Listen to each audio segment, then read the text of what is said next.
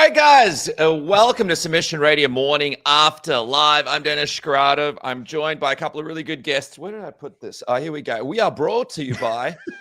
How about this, Manscaped? 15% off across the whole website. Jump on. Perfect Christmas gift for all the family, including that including the hairy aunt with the mustache.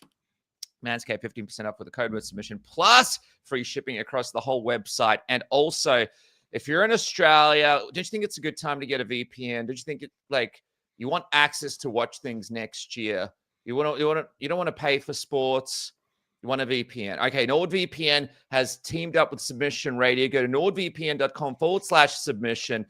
4 extra months on a 2-year plan. No risk with Nord's 30-day money-back guarantee. Don't you guys think it would be a good idea to have a VPN next year? You could get cheaper flights, better deals. You could probably watch sports and save a lot of money. I imagine you have to pay money for things you don't have to pay money for overseas. I don't know. I'm no genius, but could you save money with a VPN? I don't know. NordVPN. Link below. Big discount. All right, guys, we've got a big show coming up for you right now. 2 massive guests and friends joining me here on the program. The first... we saw his ankles in the post-fight show recently after New York UFC 322. Now he brings those ankles back, but now he's wearing, I thought it was a sweater vest, but a cardigan this time. Aaron Bronstead of Sportsnet joining me. Look at this. If I was more dexterous, I could have brought the whole ankle up there, but I'm in my 40s and I'm washed. So, I mean, that's unfortunately, I'll just be able to get the very top of my ankles today.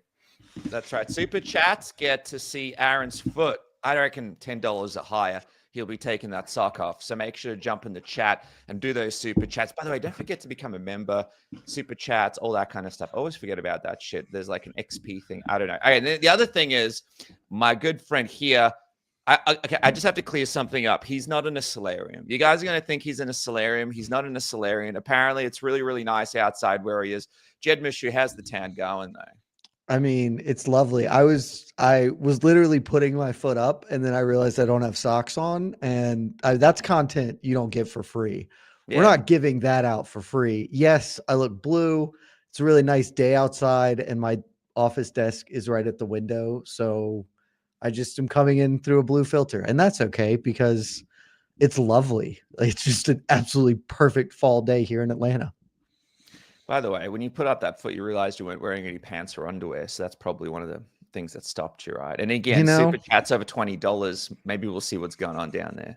I had to raise the price a little bit. $20 is maybe not the number we want to, like a little more than that, but I'm open. I am for sale, Dennis. There we go. It's almost Thanksgiving over there for you guys. So give us some reason to have some thanks. Jump on. Let's get into it. And someone who gave us reason for thanks this weekend, fellas, Arman Tsarukyan, who went out there in a Hulkian effort, defeating Dan Hooker in absolute dominant, impressive fashion. And me, myself, who's friends with Dan Hooker, obviously thought he might have a shot, but Arman Tsarukyan just getting better and better in every moment. It looked like he kind of lost his way a little bit during fight week with the headbutt, the weird stare downs, but on fight night, he was composed. He was in the pocket. He was in the game. He was a real pro at a massive, massive main event that had everything on the line for him. Jed Mishu, what was the thing that impressed you the most about Arman Tsarukyan from this win against Dan Hooker? I mean, if we're looking at an individual thing that impressed me the most, his submission defense was awesome. Like, that was just really fun. But I mean, the totality of it, right? He had a bad fight week, I would say. But it didn't matter when the cage door closed. That was, to my estimation, the best I've ever seen Arman Tsarukyan look. And, this is a guy who beat Charles Oliveira when Charles Oliveira was the #1 guy in the world, not named Islam Makhachev, basically. He has always been super talented, and maybe a little bit of it is the style matchup was a little better for him, but I think he's getting better. And, we'll talk about the co-main event, I'm sure, but as a guy who's trying to stake his claim for a title shot, that's how you do it. Like, he might be denied because of how timing is going to work, but he is undeniably the most deserving lightweight title challenger right now. And that performance was, pillar to post awesome. So credit to him because that rocked. I thought there was a lot of good in that performance. Then after the fight, the post-fight interview, Yeah. I like the respect shown to Dan Hooker and the way that the professional nature of how he handled every moment. AB, this was for me kind of the first time Arman stepped up from that. Hey, might be the next thing in the division to, hey, I'm a bona fide star in this division, right? Kind of like I could be the face here. I know how to handle the big moment like this. I know how to handle these kinds of situations. I saw a different side to him in a lot of ways yesterday, AB. Yeah, this is not going to make for the most compelling show because everything Jed said, I pretty much agree with. I mean, I've thought that Arman Tsarukyan was that guy for a while. When he was going to fight Islam, I said he was the guy with the best chance of beating Islam. And across both divisions, I would probably say that too. Like if you look at 155 and 170, and you say, who do you think has the best chance of beating Islam? Save for maybe Ilia at 155. I think that Arman is right up there. And, I didn't think there was much of a path for Dan Hooker really going into that fight, and Arman kind of proved me right. I figured Arman would get a submission in rounds 2 or 3. It's probably the only thing that I predicted correctly from yesterday's card, like to be frank. But I just thought Arman was going to outclass Dan Hooker, and he did. And he's the number one contender. He was the number one contender yesterday entering that fight. So, like Jed said, the only reason why you wouldn't make Arman versus Ilia now is if you want to have Ilia fight in January, February, and Arman says, I can't turn it around that quickly, and then you can plug in a Paddy Pimblett or Justin Gaethje or whoever just to see if Ilia can build his equity a little bit more before they make that fight. But that's the fight to make, and really, I don't see any other option for the UFC, again, unless they really want a quick turnaround for Arman that he just simply cannot do. Can I counter one thing Aaron said? Because I don't disagree with what he's saying. But we talked about this a little on our post show yesterday, me and Mike Heck, shout out. I don't want that. I don't want us to do Arman versus Ilia in January. I believe that Arman Tsarukyan should fight Ilia Topuria because he's the best lightweight in the world and Ilia Topuria has the belt. And so the two of those guys should fight to determine who's the best lightweight in the world. But I don't want, I know he's saying he can show up in January, and credit to him. He may have to if the UFC is just do it because they want him to. But I want that fight to be full bore. Everybody gets a full camp and is all the way prepared because that's one of the 5 best fights that can be put together in the sport right now. And if they end up, coming out and be like, Arman is turning around to fight in January, I'd be like, dude, that kind of sucks. That's not. Give this the attention it deserves and do that fight in March. If they do it in January, I'll be a little bit sad about it, frankly. Yeah, I would have to agree with that. I don't think that that's something. Again, it's one of those things where if they call them and they're like, "Hey, we remember what happened last January when you're supposed to fight Islam, and you had that issue," and then Moicano stepped in for a fight that pretty much people have forgotten because when Islam was fighting last time, everybody was like, "Yeah, he won his last fight against who was it that he beat the fight? The Dustin Poirier fight was his last fight. People didn't even acknowledge the Moicano fight, it never happened. It's because it was not a competitive fight. So to me, it's if they say, "Hey, you need to do us a solid here," I get it. But at the same time, I'm kind of with you, Jed. I would rather they say, "Hey, we're going to do Ilia versus Paddy. We're going to fly out of the gates for Paramount. It's going to be a big fight. It's going to be a lot of heat in the build up to it." I would get that, but perfect. Yeah, and then you just say, "Hey, Arman's got the winner," and I think that's fine. And I agree that would be the preferred route in my opinion as well. But Arman can be cage side. He can be there for Ilia Paddy. It's Sean O'Malley getting the Cheeto Vera. You give him a fight that he's probably going to win. It'll boost his star power. And Marab / Arman are waiting in the wings for the real fight. And listen, I kind of feel for Justin Gaethje here because Gaethje has bailed them out a couple times, right? He bailed them out for UFC 300 when they needed a big fight, and he fought Holloway and lost in spectacular fashion, which pretty much took the number one contendership away from him, basically cost him a title fight because he took that fight. And then he turns around, he fights Fiziev on short notice because his opponent pulls out, and does them another solid by taking a short notice fight against the guy who he already beat just to save a card. Wins that fight, does his job, and now, is that enough to earn a title fight? I don't know, but at the same time, it seems like he's built up a lot of equity, especially with blood equity over the years from putting on banger after banger after banger. I feel like not great that he'd be left out in the lurch, but he seemingly is the odd man out here. His biggest mistake here was not just jumping on this Paddy fight, I reckon, a few months ago. Just do the Paddy fight, Agreed. secure that number one spot, take Paddy out, right? I know it's not the best. I understand he's frustrated. He saved the UFC about 1 million times, but this isn't the saving the UFC business. This is the fight business. And I feel like, hey, dude, get in there, get the best fight possible, get yourself secured. But, when I look at you guys, I see a couple of silly gooses on the loose, because why are we not talking about the fact that Ilia Topuria is probably going to fight in January and then try to get up to welterweight, fight Islam Makhachev? I hope that doesn't happen. I'm not talking about that because happen. that's stupid, and we should not. That's going to happen. We should not treat it like it. They're not going to let him. I straight up just don't think they're going to let him. Come on, Jed. They're until he beats Arman, they're not going to let him, because it's just not sellable to do it. I have been the only person, I think, in MMA media who has not cared about that fight from Jump Street. Not that I don't care about it, but like everybody at 155, you didn't care about it. Like if they were going to make that earlier this year, you wouldn't have wanted to see that before Islam relinquished the belt. That was the best fight they could have made.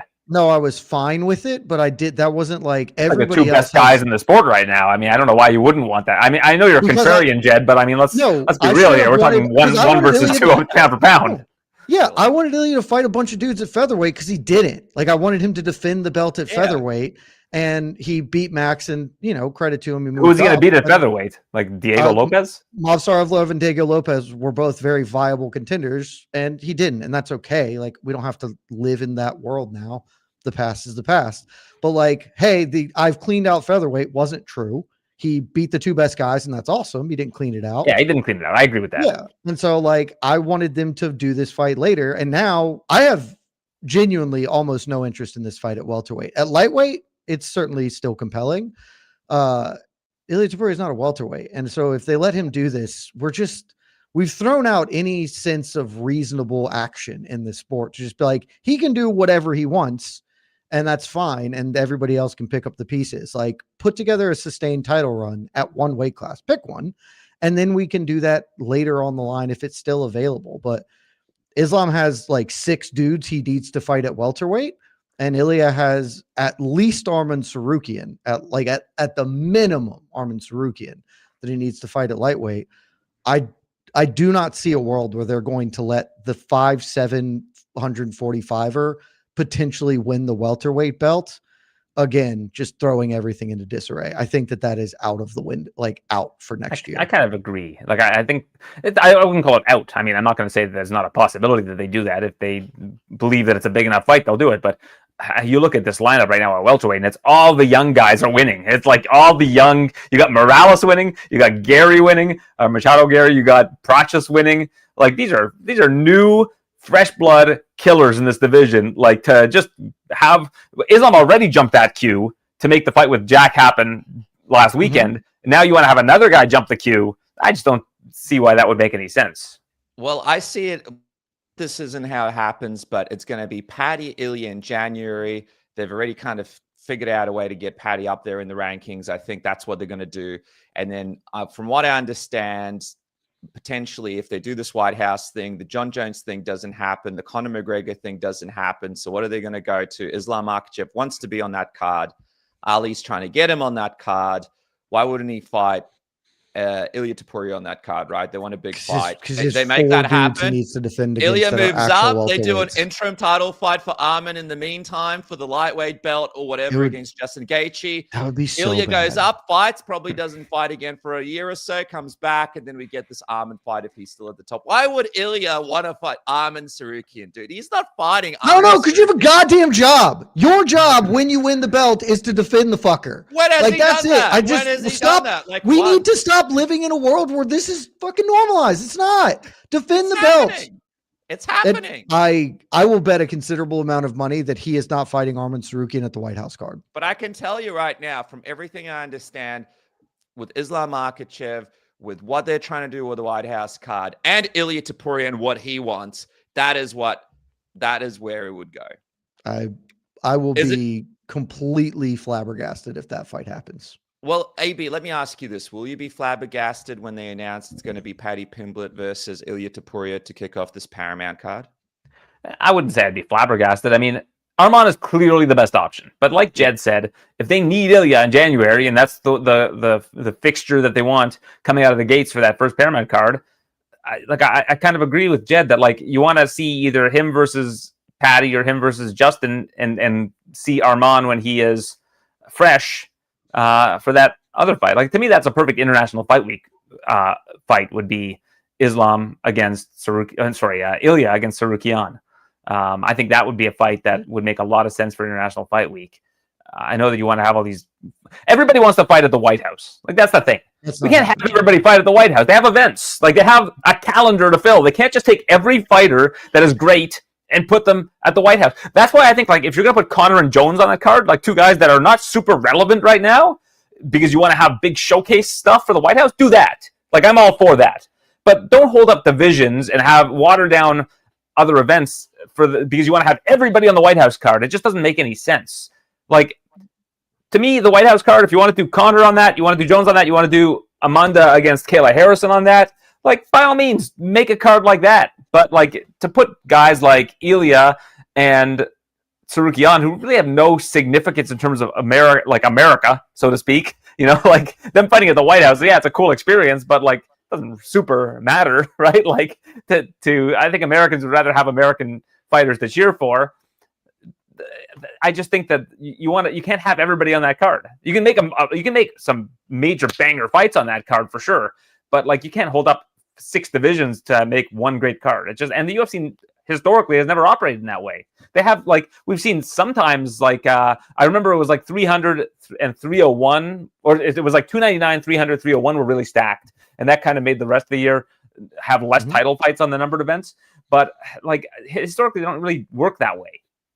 Yeah, well, I mean, the White House, I feel like the White House is big enough just to carry it's the White House, right? That's the star of the event. You have 1-2 fights that you really like, and then you spread the rest out. We've got CBS. We're going to have straight to free to air CBS cards as well. We're going to have huge fights for that. Why stack the whole thing on one card in the White House, which, by the way, maybe some people won't watch because whatever. But I was going to say, people are saying that I want to see Islam versus Ilia. I don't want to see Islam versus Ilia. I want to see Arman versus Ilia. And I got to ask you, Jed, who in that fight, after what we saw from Arman, who would you lean towards if they made that fight next? I'd probably pick Arman, but that fight's a coin flip. And that's the thing. Like everything Aaron said, I'm 100% on board with. I've said from day one, I don't think the White House card should have real title fights. Like, it's the White House card. It's this grand, weird spectacle. If you put Conor and John on that, you don't need anything else. Just do a bunch of weird shit. That's fine. Like things. Kayla's good. She's like an Olympic. You can do that because she's an American champion. Sure. Yeah. Well, like the rest of it, like you don't. There's absolutely no reason. 100% on board with Aaron to do Ilia versus Islam at the White House. Like that's just silly. And yes, like. I need to see Ilia Topuria fight Arman Sarukian before he fights Islam Makhachev. Because if he beats Arman Sarukian, I will think he has a better chance to beat Islam Makhachev. Right now, at 170 pounds, I would bet anything you want to bet. I will bet my soul, my left foot, anything that Islam Makhachev is going to beat him at 170 pounds. If he beats Arman Sarukian, okay, that's at least a new variable to be like, oh, he's defeated some dude who is not the same fighter, but there are some physical approximations going on there. And, I don't think he wants to fight Arman. I don't blame him for not wanting to fight Arman, but like, that's your job, man. Like you are the champion of the world. That is you won the belt by beating a guy who lost to Arman. Right. And like, nobody was upset about that because everyone loves Charles and whatever, but like, your lightweight title has an asterisk because you didn't beat the number 1 guy in the world to get it. The way you remove the asterisk is you fight Arman Sarukian. That fight must happen before Islam Makhachev gets back into the pulpit. Like that, I do not think the Islam Makhachev fight is at all reasonable to book until Ilia fights Arman. Dude, imagine if we got Arman versus Islam, right? If Arman never got injured going into that fight, what that fight could have looked like. I always wonder about that fight. And obviously Islam was ready to go, and you can't, it would have been a compelling fight to watch. We'll never know. We'll never know. That we don't want to say that about the Ilia Topuria fight. By the way, Aaron, did you see that Topuria slapped Arman Sarukian? I want to show you this footage and tell me how hardcore do you think this slap was? I mean, he should leave the UFC and do power slap after this. I mean, look, everybody at home say Ilia Topuria goes look up at the impact Arman of this Sarukian slap. and posts a video of him slapping him. UFC Qatar. This is more. Here we go. Caress. Look at that slap. Oh my god. Oh, I guess he taps him with the other hand. I didn't recognize the other tap. You gotta give him credit. You know what I love about this? He's already halfway out the door before Arman even realizes what just happened. He's just like. Anyway, so that was the slap according to Ilia Topuria, and then of course Arman Sarukian, bro, you touched my neck like we were taking a family photo. It looked like he was saying, calling it a slap online. Yeah, that's not a slap. What is? Yeah, it's a love tap. Right now, how are we feeling about Ilia Topuria's stock? It feels like some fans are getting a little bit over the fact that this next fight isn't confirmed, and also we potentially won't be getting this Arman fight for a while. It's really hard for me to judge this one because Ilia Topuria fans have really rocketed up the mountain of the worst fan bases in the sport. Like they have come on so strong in their vehement defense of their boy. I have disliked pretty much everything Ilia's done other than fight for the past like 2 years.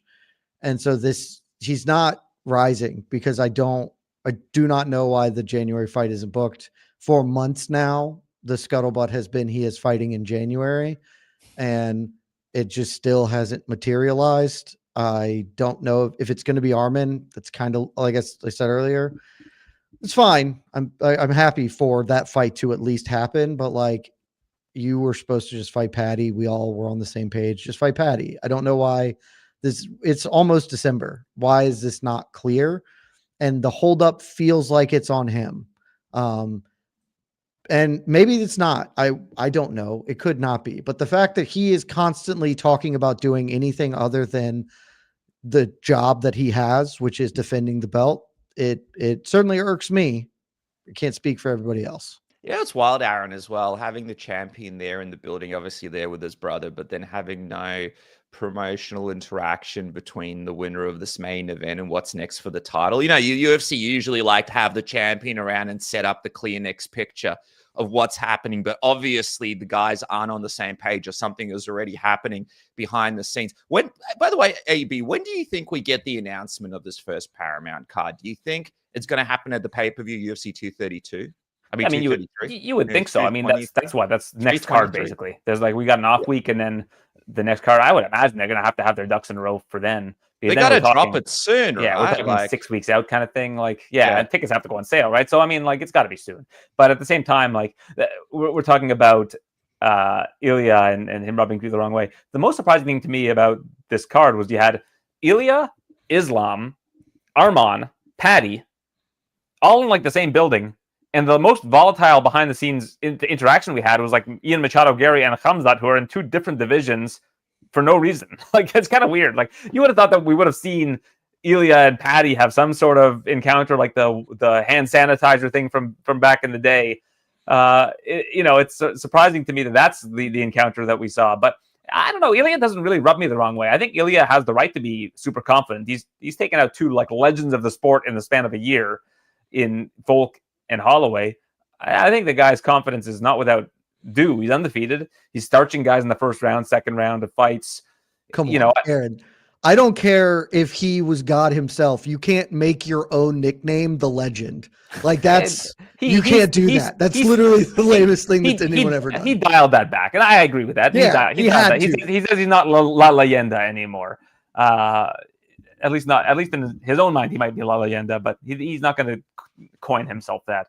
But whatever. I think Ilia has earned the right to walk around like his farts don't stink. Like he's crushing people. Like, I mean, and he's undefeated. So I think he's won in two divisions. Like, he's in his 20s, right? Like the guy has nothing to be sad about or not have confidence. Nothing to be humble about, really.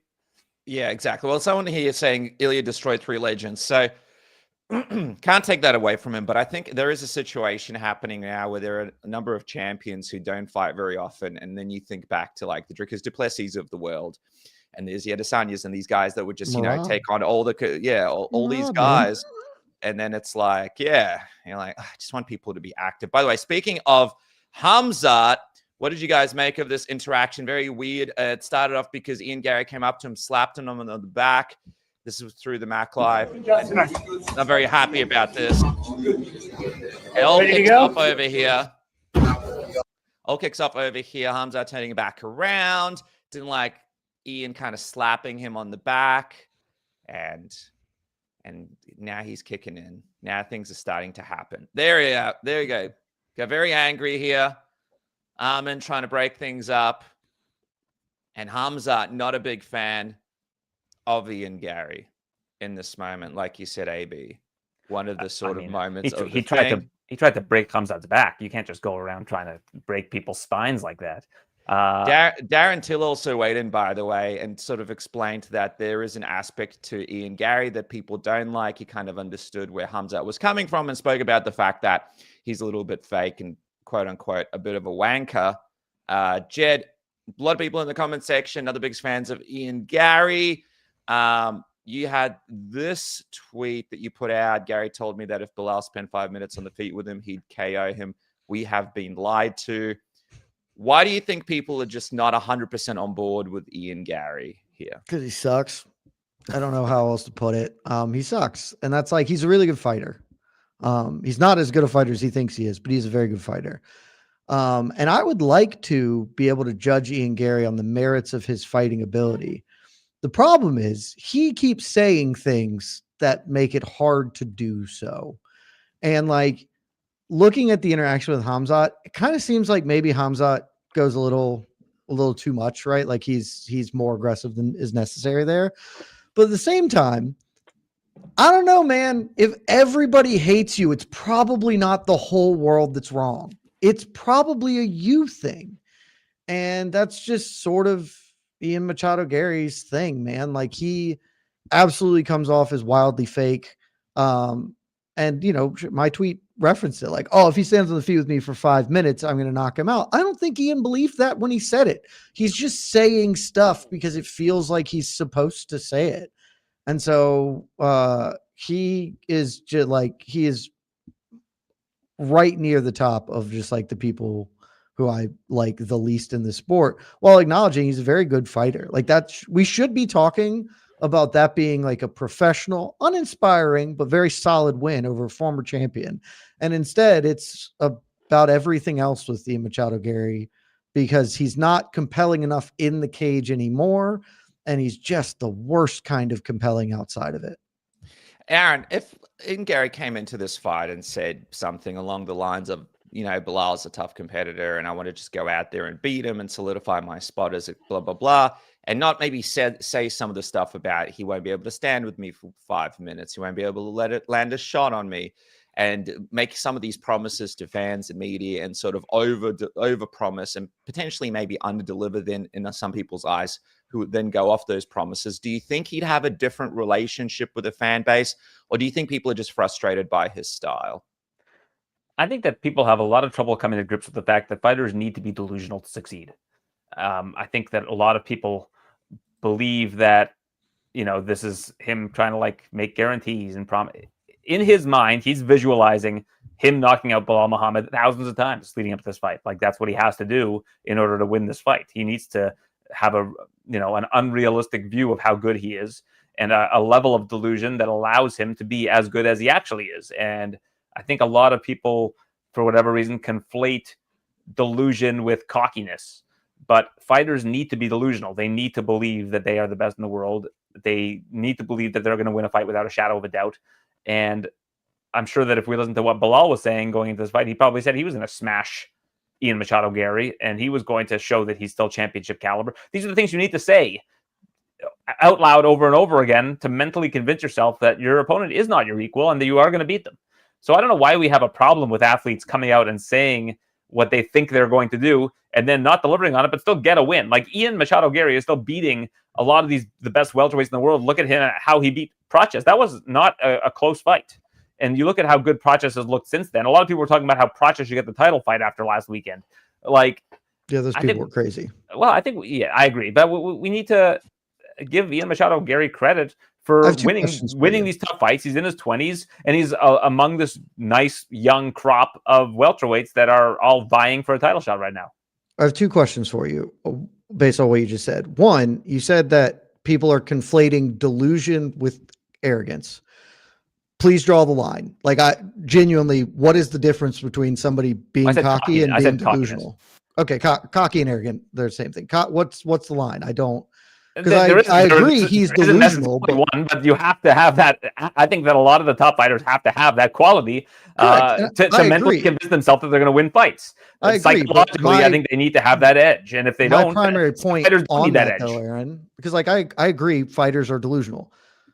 I think it's totally fine to rip them for being delusional and not backing up what they say. Like that's the price you pay. You cannot say shit. You can just shut the fuck up. That's an option we all have all the time. Yeah, maybe if you don't back it up, like maybe he doesn't win the fight if he doesn't do that, because he needs to do it to will it into existence. And that's, again, every fighter's got a different approach to things. I don't believe in the secret. I think he wins the fight because he trains in the fight. I think he does believe the secret, though. And I think Conor McGregor believed the secret. Yeah. And that's what led Conor McGregor to having success. Yeah. And Conor McGregor but do you see the difference? Because Conor did the shit he said. I think you are fair game. If you open your mouth to say, I am the greatest thing in the world, and then you tepidly win a decision, it is free for people to be like, that kind of sucks, dude. Yeah, I agree. I haven't at all taken credit away from him. Everyone's entitled to their opinion of how they think of fighters. I'm just saying that I believe the reason why he does this is because it gives him a little bit of a mental edge going into a fight, or he needs to do it in order to have that mental edge going into a fight, and that people are holding it against him. And if you want to hold it against him, hey, by all means, we're people. We have the right to do whatever we want and feel the way however we want. As long as you are feeling something about him, he is doing his job. If you hate the guy, if you think that he's a fake, if you think that he's not living up to promises, you're at least having an opinion of him, and he's making you have feelings that sometimes when you look at Leon Edwards, that's the last place you want to be, is in purgatory. The fans never liked or hated Leon Edwards. They just didn't care about Leon Edwards because Leon Edwards is not able to carry himself in that same way, because that's just not who he is. He was a world-class fighter, Leon Edwards, and people still want to try to take that away from him, and maybe they can. But for a time, Leon Edwards was the best welterweight in the world by doing what he did in order to win fights and believing in himself inwardly without having to take it outwardly. Whereas I think a lot of other fighters need to do what they need to do in order to have a certain psychology going into a fight. And a lot of people will be rubbed the wrong way by that. So I just think that that's why people don't like Ian Machado Garry, because they can't really relate to what he's saying, and they believe that what he's saying is phony. We're on the same page, because like I'm with you on it. I dislike him because he sucks, and he sucks because he's phony. That's it. But you think that he sucks. But if I say, like, what's your opinion on Jack Della Maddalena? What's your opinion? Do you have a strong feeling about him? No, I firmly agree. It is better to be what he is than be Leon Edwards. Like I'm totally with you on that. Della Maddalena and Leon Edwards are on borderline irrelevant today, sadly. Listen, I'm saying it like it is. I think they're both great fighters. I'm not saying anything away from their ability. Yeah, they've won belts. Nobody's going to take that away from them. Whereas I think heading into their next fight, they're not going to have the same level of gravitas as, say, Bilal Muhammad does, because Bilal Muhammad talks a bunch of smack and says that he thinks he's going to crush everybody. And I think that for whatever reason, people have a more visceral response to that than people being like, yeah, it was a great training camp, and I'm going to do my best to win the fight. People just don't care about that. That's just the way it is. But you know what, Aaron, I'll jump in there, man. I disagree with JDM. I mean, I think the reason why people love him is because he's quiet and authentic. I think authenticity has a lot to do with it. We used to love it with people like Robbie Lawler. I think people like Carlos Partes are really interesting. I think authenticity is a key. And I think sometimes we saw it at the end with Colby Covington, for example. Like, people just couldn't take people overdoing it on the trash talk. And I think my question to you, Jed, is if Ian Garry didn't say half of the stuff that he said at this press conference going into the fight, went out there and beat Bilal, would you feel differently about him? I don't know. I've had a really interesting relationship with him, because I think a lot of people hated Ian Machado Garry for a really stupid reason. Yeah. And early on, like, I was reflexively against hating him because of his marital status. Like, that, who gives a fuck? That was not the reason to hate him. But then every interaction is mostly poor. And I think I still would be like a little turned off by him. I would be less so than like I think the thing that bothers me the most is less like it absolutely bothers me when fighters like Sean Strickland promises to the death and then teeps his way for 25 minutes. That is annoying.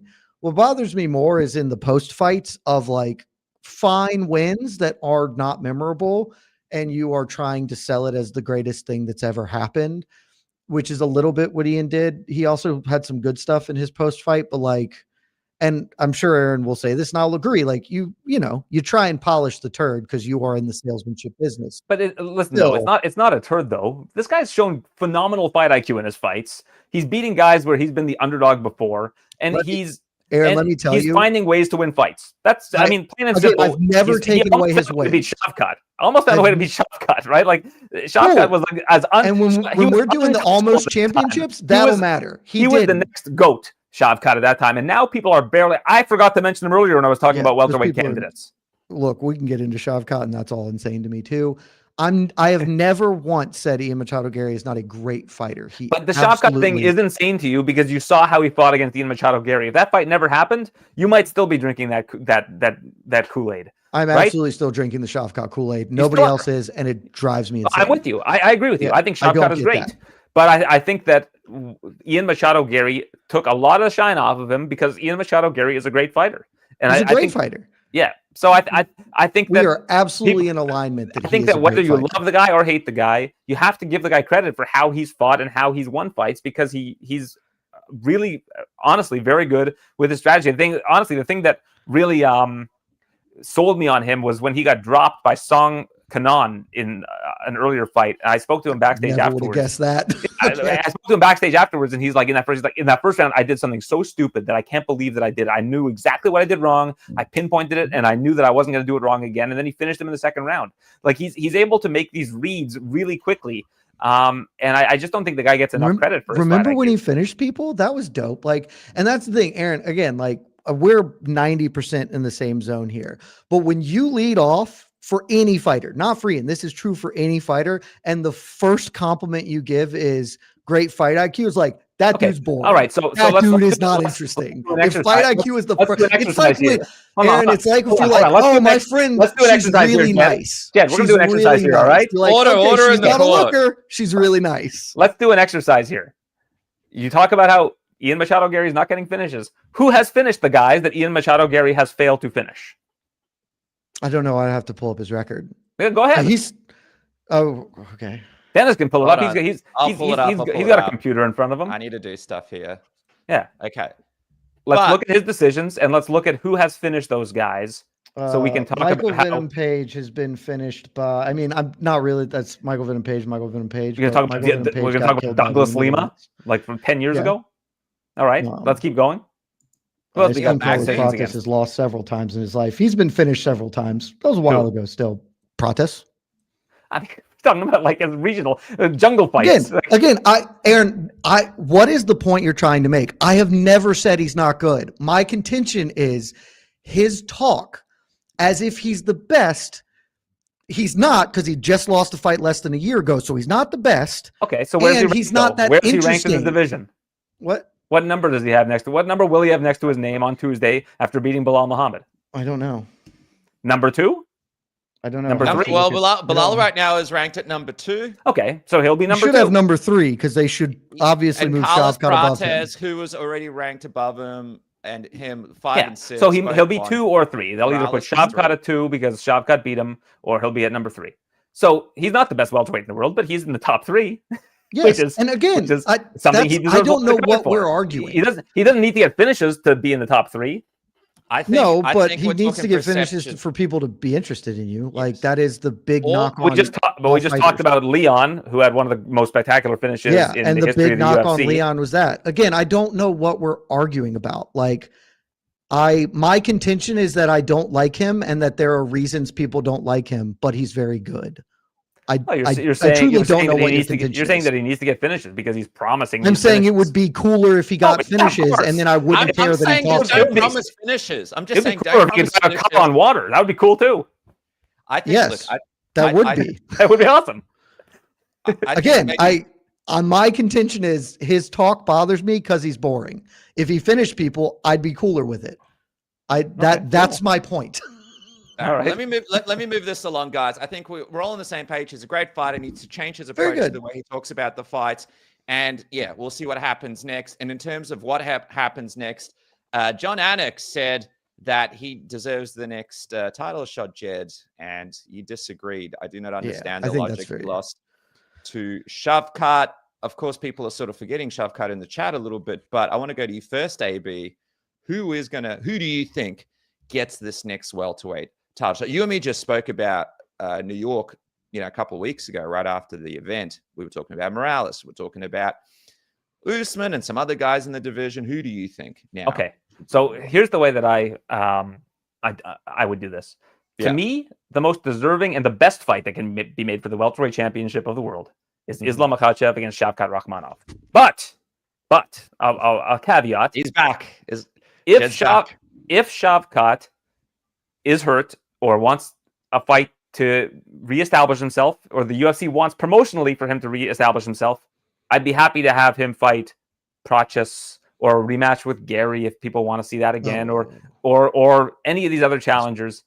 To me, the way that I would book it is if again he feels like, or the promotion feels for whatever reason like he needs to have a tune-up fight, I would give Michael Morales the shot. If the UFC want to make the best fight available and the toughest challenge for Islam, you do the Shavkat fight. It just depends on if promotionally they feel like they can still sell Shavkat after all this time on the shelf. That's the way that I would book the division. Jed.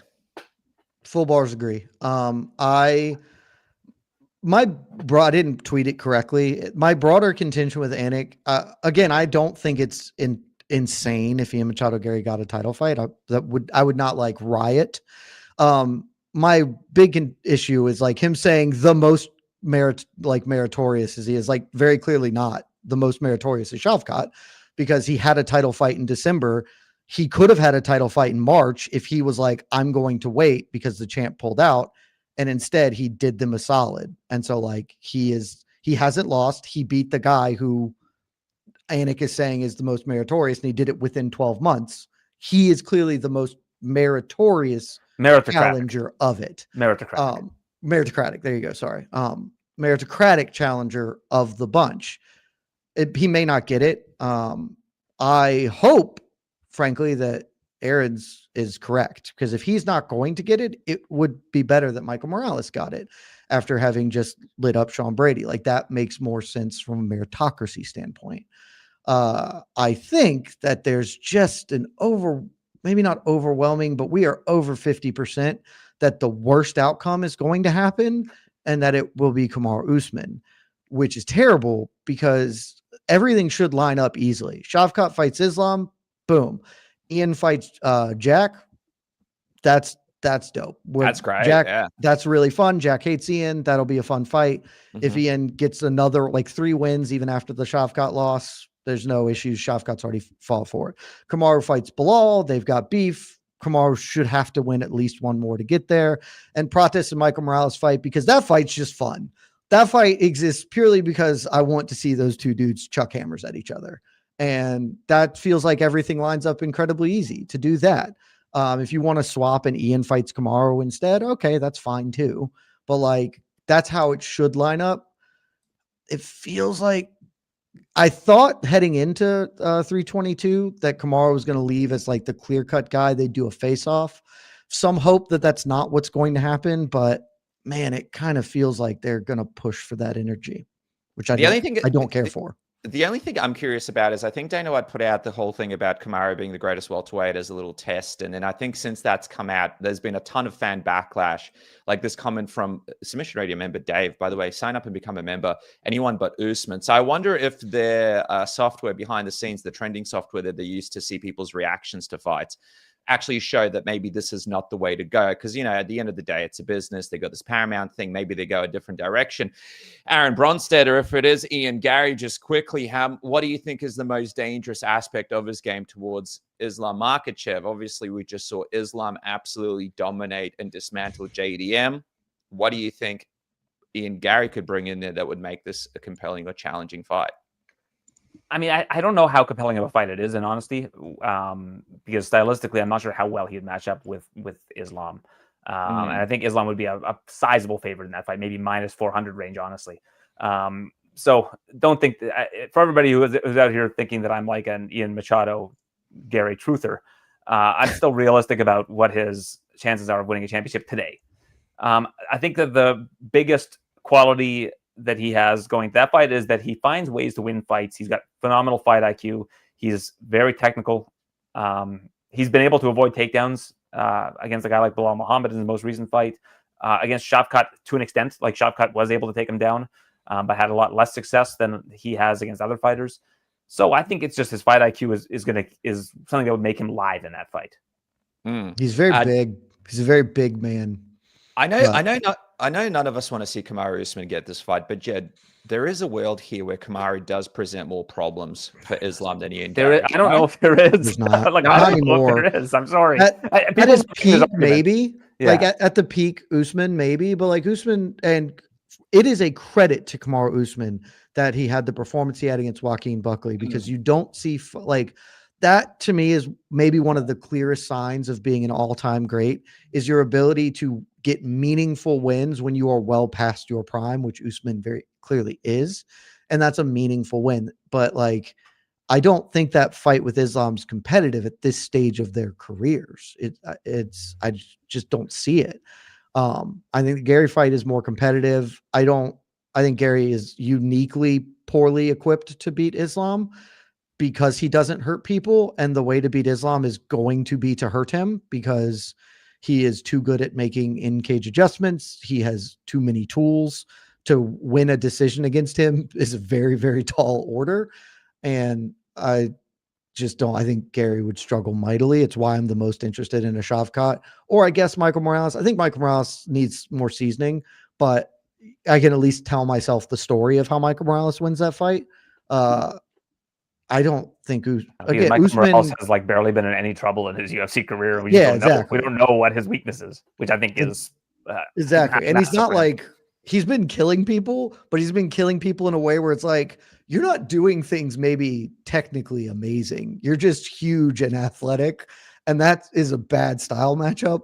Maybe he's great. Like it's unproven. So like Usman from 2021, sure. That guy would be a handful.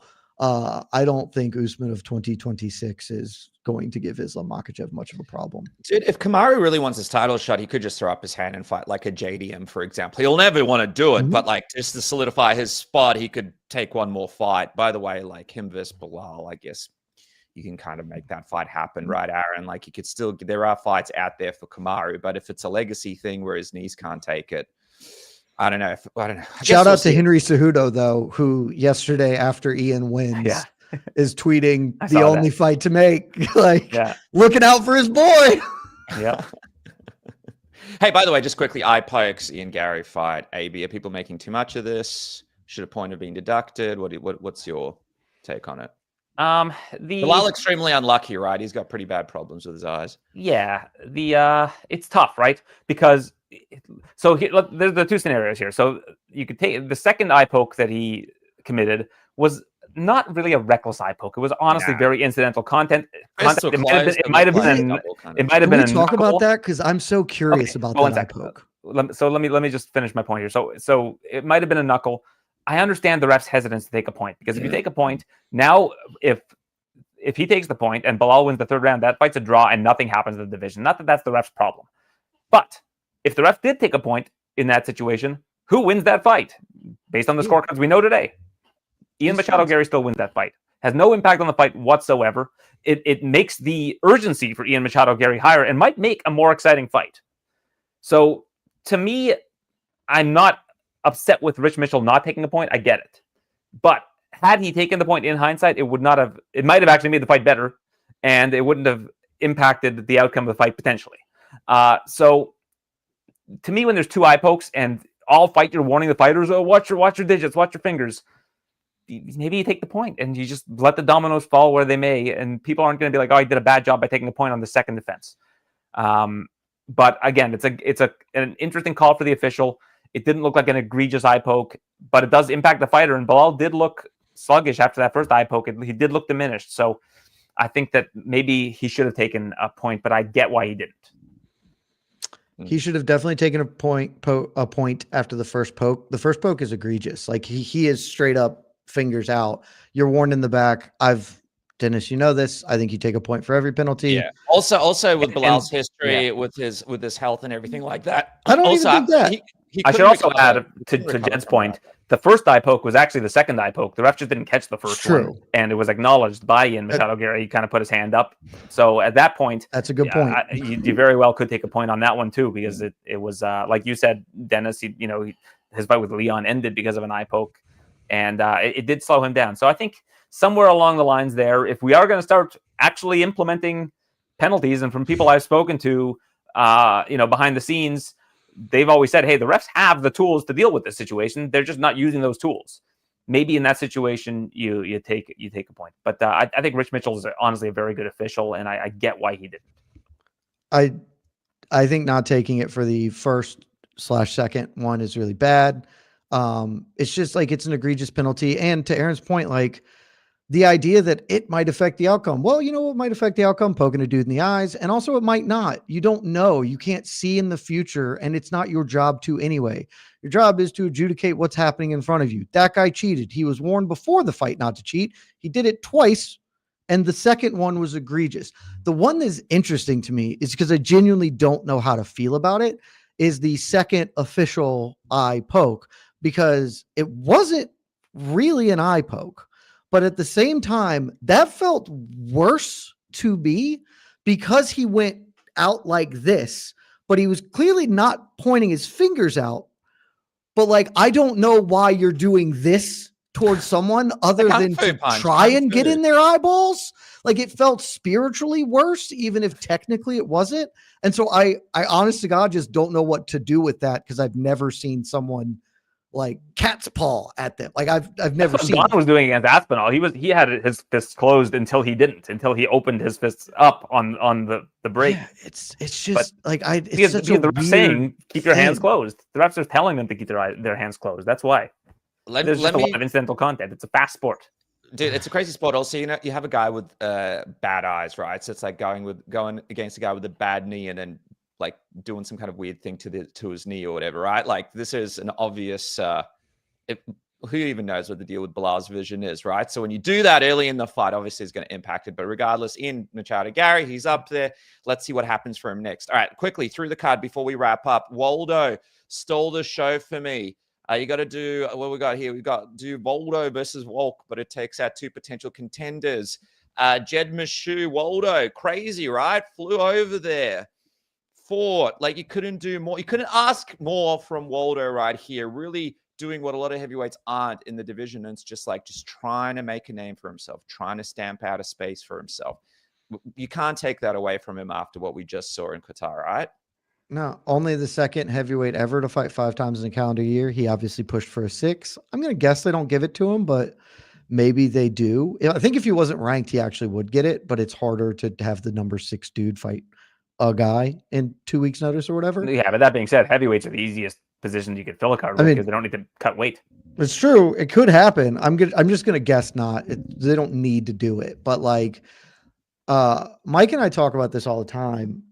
The best way to become a star in this sport is to fight a bunch. Yeah. Because look at Shavkat, who hasn't fought in 11 months. The messages I've got from some of the tweets you put up are insane. Some dude is out here like he hasn't fought since December of 2024. I'm like, okay, when you say it like that and not just December, you're making like you just forgot he existed because you can't remember more than 3 months ago. But Waldo's fought 5 times this year. If you just are tuning in, you randomly know him. Like that's how Khamzat Chimaev became famous. He fought 3 times in 6 weeks or whatever. Like the best way to get over with the fan base is to fight constantly. And the higher up you get, it gets tougher. Like there aren't guys doing what Merab did, what Waldo is doing. But if you can be one of the guys to do it and you don't lose like that much, it's terrific for you. Look at Carlos Pratis. I'm going to ask you without looking this up. Do you remember his last loss, Waldo? Oh yeah, it was Pavlovich. Yeah, it was like 4 months ago, August. Right? August. But if you're like overwhelming people with nobody else content, does. people like forgive. It's forgotten, right? Like it's forgiven and forgotten, and people are like, oh, you should fight Volkov. It's like, well, Pavlovich beat him. Wouldn't Pavlovich be somebody who like would be ahead of him at this stage? But nobody's talking about Pavlovich because he's not fighting every weekend. And to Aaron's point from earlier, man, like Carlos Pratis, people are like, he should get the title fight. He lost to Ian Garry this year, but he's fought 2 more times. 2 spectacular knockouts. Yeah. Carlos Pratis, you put him on any card, he's one of those guys, it's like he doesn't need a title. Dan Hooker doesn't need a title. All these guys don't, like, you could put him on any card. He's going to have a great fight. We don't need to see Islam Makhachev just take him down and wrestle him. Hey, by the way, who's next for Waldo? Aaron. Who do you want to see next for him? There's I mean, right I probably answer. have to pull up the rankings. But I mean, Volkov makes sense to me. If Volkov was willing to take it, but yeah, pull up the rankings for me. You have them here. There's a right answer here. Okay. Well, let me see the multiple choice. All right, I think you're gonna get it. Let's see if I get it right. And fun. Here we go. All right. Look at this production. Award-winning production. It's been. No wonder I've never been nominated on the Fighter Only Awards. You need to bring back Cass just to produce the show, like remotely. You won't need to do any sort of like legwork behind the scenes. He just shows up and puts graphics up. Okay, let's see. The obvious answer. Oh, Jailton. It's got to be Jailton or Blades, but I would say Jailton would be more fun. No, we're having fun.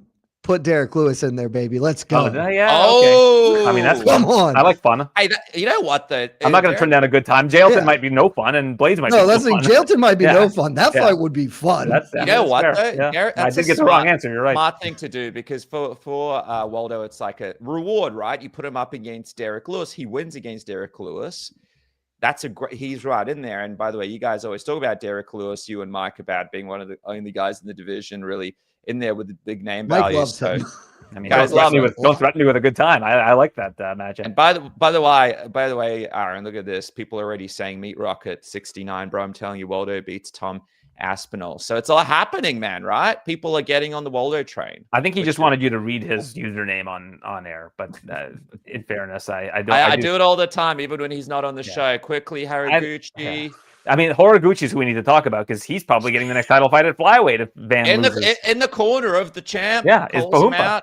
I love to see it. Jed, what are your thoughts on this? You didn't pull up. This is my best tweet from last night. Let me look for it. I think I have great ideas all the time, obviously. I think the best idea I've come up with the this Ian year, Garry of MMA media over here. If you have like hundreds of takes, I mean, one of them's got to be good. Eventually land. I think the best idea I've had this year entirely is one, the Gucci performance, sick. Like, that was awesome. The best post-fight speech of the year, like promo of the year for sure for me.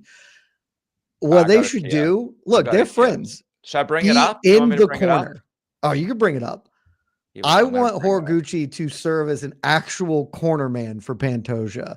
And so then Pants, if he beats Josh Van, he can do his own speech and be like, I have a betrayer in my midst. And then you set up the fight by calling out your own corner man.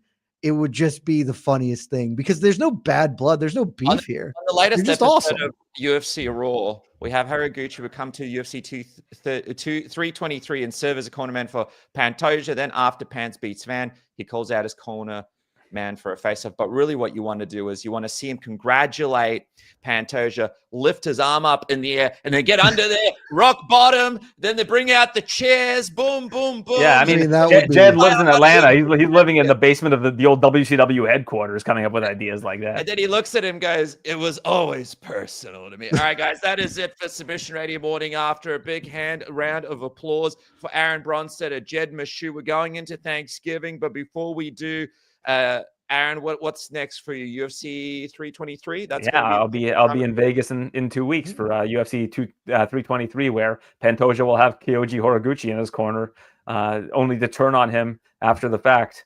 And then Bahumpa has to be like, guys, I'm not cornering either of these guys. You know, the old teammates fighting thing. Or he could go corner Josh Van too. That would be funny. Yeah, wearing a mask like the old school. What was it, Justin? What was that dude's name that had the mask on a Bellator? One of the greatest moments in MMA history. Justin McCulley. That was incredible. Yeah, where Justin McCulley had the mask, and it might be the greatest MMA moment ever if you haven't seen it. Where he pulls off a mask and then reveals another mask, and then pulls that mask off, which is, I think, really the chef's kiss of the whole scene. We got to get Jim Ross to commentate UFC 323, man. Pantoja wins! Pantoja wins! Oh my God, it's Haraguchi. MMA Fighting, pretty good website, Jed. It's a pretty good website. I'm on MK. not this upcoming week. I'm doing the pregame preview with MK for 323. So I'll be in New York City next week. This upcoming week, I don't know. It's Thanksgiving and there's no fights, right? I don't think there are any major fights this weekend. There's no UFC events. No, but do we have a PFL this weekend? I haven't looked at the schedule. So. I think it's like December 13th, 14th. Yeah, so like hanging out, doing Thanksgiving themed content and the like. It's a great website. And MK on not this Monday. I mean, they're doing MK on Monday too. You can always go watch that. But then the Monday after, I'll be there. Awesome. And I'm waiting to see if I have another kid this week. If not, I'll be back. If not, I might take some time off. All right, guys, that is it. Thank you so much. Jed Mishu, Aaron Bronstead, Dennis Karatov. That is us for Submission Radio. Morning after. Can you imagine if